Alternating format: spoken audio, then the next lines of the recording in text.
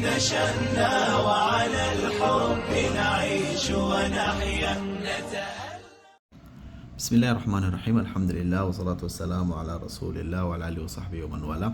اليوم إن شاء الله راح ناخذ الصفحة رقم 25 من كتاب خلاصة القاعدة البغدادية،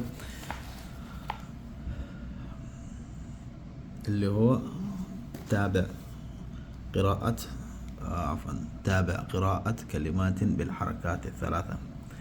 الدرس الماضي نفس تابع للدرس الأول اللي هو قراءة كلمات، وهذا تابع. الدرس هذا أنا كنت أعمل لكم أو كنت أتهجى لكم إياه. الدرس هذا يعني اعتبره إنه مراجعة أو يعتبره إنه اختبار خفيف.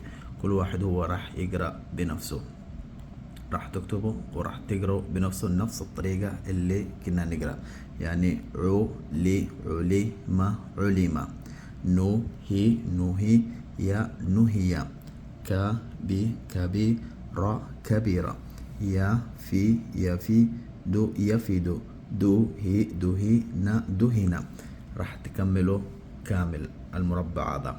walaalyaal maanta insha Allah waxaa qaadayna waa safxada 25 kitaabka khulaasada alqaacida albaghdadiya.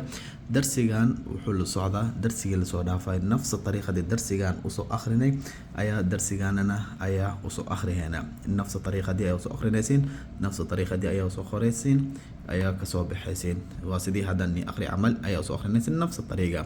علم علم، نهي يا نهي، كبيرة يفيد، دهينة. ساس عمل أي دمان وسو آخر ناسين وانا آسو خوريسين. والسلام عليكم ورحمة الله وبركاته.